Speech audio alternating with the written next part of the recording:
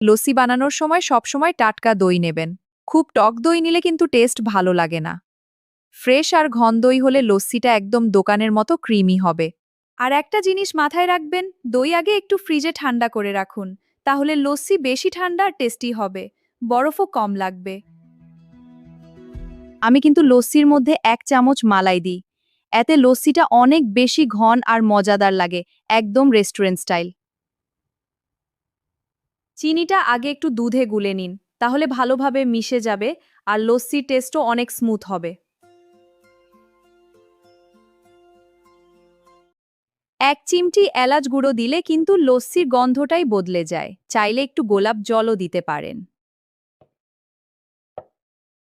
একদম বেশি জল দেবেন না, তাহলে লস্যিটা পাতলা হয়ে যাবে।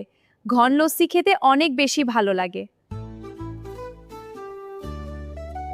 ওপর থেকে একটু বাদাম বা পেস্তা ছড়িয়ে দিন, দেখতে সুন্দর লাগবে আর খেতেও দারুণ লাগবে।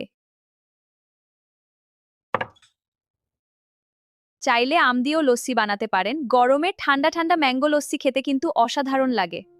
দেখুন কি সুন্দর ক্রিমি হয়েছে। এবার 1 গ্লাস ঠান্ডা লস্যি রেডি।